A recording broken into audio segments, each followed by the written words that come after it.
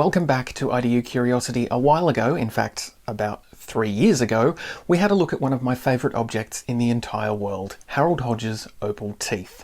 Last time we learnt a bit about Harold and his history at Lightning Ridge, but what we didn't do was have a really good look at the teeth themselves. So this time we've taken the teeth out to have a proper look and maybe goof around a little bit and explore a few new developments that have surfaced about the colourful past of this weird object.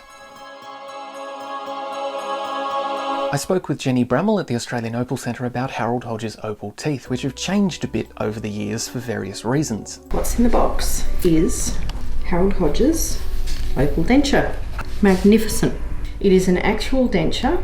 It was made in 1967 for Harold Hodges to wear, and it was made in Parkes in New South Wales. These are normal teeth, if you like, as one expects to see in a denture, and these are 6 teeth made of opal. Harold was an opal dealer and he had this made as a novelty. So not all of these opals were in the original denture, and possibly this one here is the only original tooth left. Certainly these 3, or probably these 4, perhaps even this one as well, were replaced during Harold's lifetime, and instead of being replaced by a dentist, they were replaced by an opal cutter at Lightning Ridge, possibly his friend Ernie Dalheimer. But we can tell this from a couple of things. Firstly, these teeth are not correctly shaped for human teeth, and a dentist or a dental technician wouldn't shape teeth like that. Also, you can see the yellowish glue around them, and that glue has been used to stick the replacement teeth up into the denture, as opposed to this one where there's no glue and it's still rooted into the denture in the original manner, as are the other non-opal teeth. The opal teeth were there in his lifetime, but he's had some of them replaced.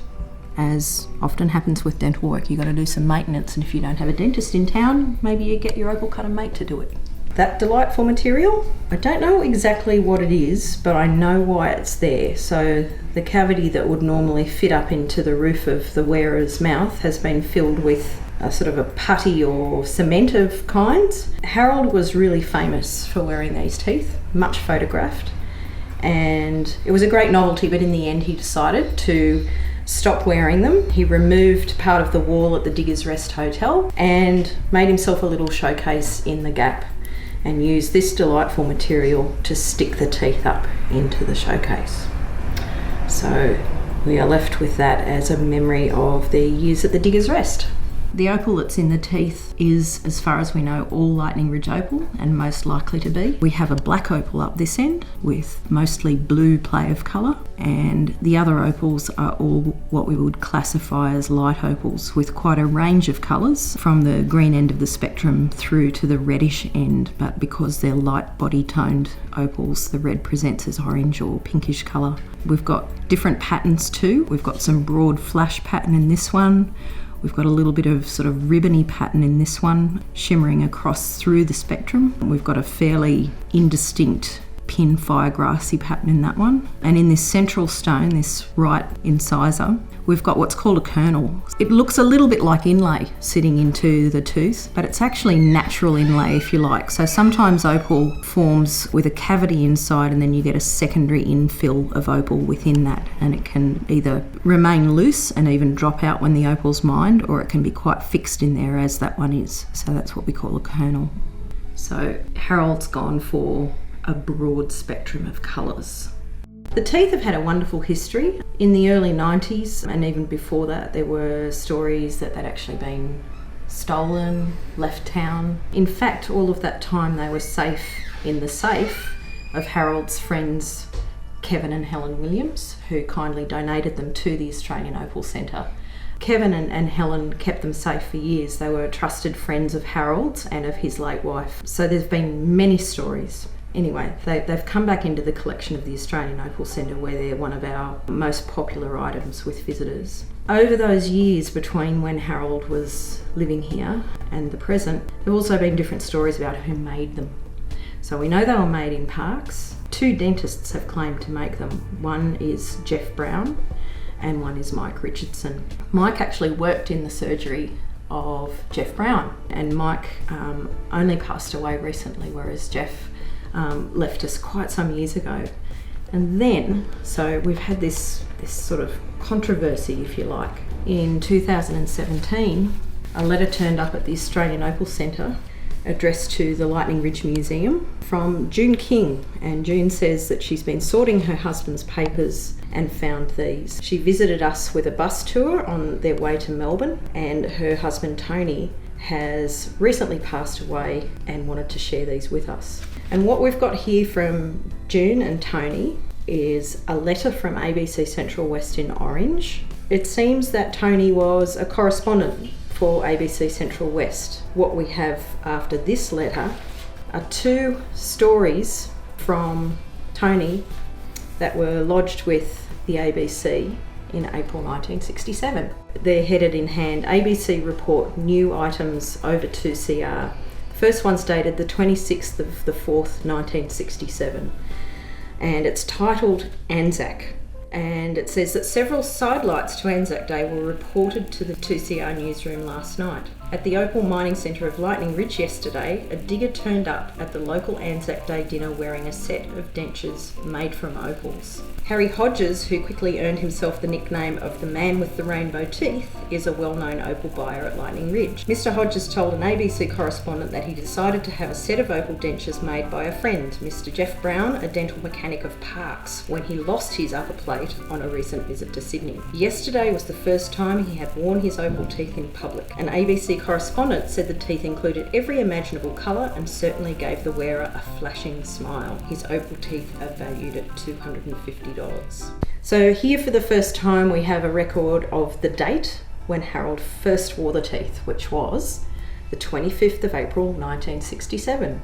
For the first time we know that Harold reported that he lost a set of teeth in Sydney and had his friend Jeff Brown in Parkes make him a new one. The next letter is dated 27th of the 4th, 67, and it reads, those opal teeth. A dentist at Parkes who made a set of opal dentures for an opal buyer at Lightning Ridge last night described them as too brittle for work, such as eating a solid meal, but quite all right as party teeth. The dentist, Mr. Mike Richardson, said the teeth he made for Mr. Harold Hodges, the opal buyer from Lightning Ridge, who is well known in Parkes, were pretty ghastly to look at, except under artificial light or when they were well moistened. Mr. Hodges moistened them with a middy of beer when the dentures were delivered to him at an hotel in Parkes where he was staying during a recent brief visit to his hometown, and so on. So we have this lovely record of both Jeff Brown and Mike Richardson's involvement.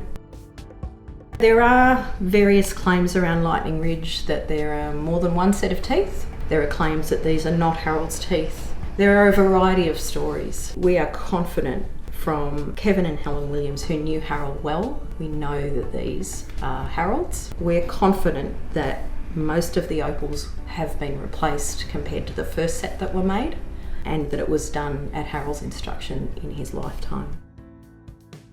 And we still have people coming back 40 years later who say they remember Harold wearing them, they remember seeing them in the pub wall, they remember him having them on display in his little shop display. So they're a physical embodiment, if you like, of the life of one of many, many colourful characters of this place. There's so much that's beautiful about Lightning Ridge and its opal and its fossils and its people and its landscape. Some things, the beauty is certainly in the eye of the beholder. But they're also a link with, there are many famous teeth, famous dentures in the world. George Washington had any number of sets, and they're in museums throughout the United States. Winston Churchill's teeth sold recently at auction for a large sum of money. They're a very human remnant. This was something Harold wore in his mouth and went about his business. This is the teeth that he spoke through, and it's just fantastic. So, as well as the incredible geological treasures that the Australian Opal Centre has, we also want to tell the stories and celebrate the people, the humour, the pioneering spirit, and the perhaps eccentricity of the people of the opal field. So, to us, this is the classic embodiment of that. Harold's teeth are part of the permanent display of Lightning Ridge opal mining heritage and cultural items at the Australian Opal Centre in Lightning Ridge. The teeth have become part of the Australian Opal Centre's identity. They feature prominently on Australian Opal Centre products, the organisation's newsletter is named for them, and recently the wall outside the showroom was decorated with a gigantic mural dedicated not only to Harold and the teeth, which are displayed so much larger than life, but also to the sponsors and supporters who contributed to the mural, which was a unique fundraising effort to help boost the beginning of the Australian Opal Centre's amazing new building project, which is now in progress. This magnificent 3 metre wide denture is here on a wall outside the Australian Opal Centre. It was a fundraising community mural that was created to raise funds for the new Australian Opal Centre building. So you'll see that it features a picture of Harold Hodges' opal teeth, his denture, and it contains images of lots of the prehistoric animals that lived here 100 million years ago that we know about from the fossil record, the opalised fossils. These illustrations are from Elizabeth Smith's book, Black Opal Fossils of Lightning Ridge. And the other notable thing is the names. So there are names on each tile.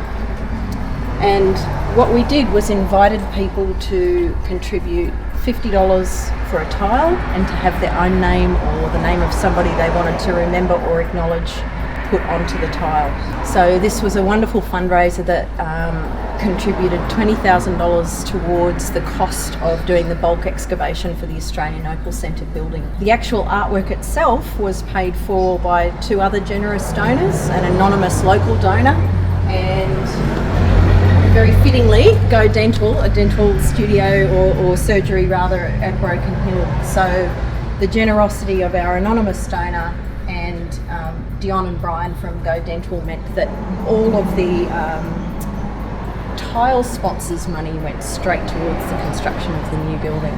It's wonderful. There are people on here from all over the Australian opal fields, from throughout the opal industry.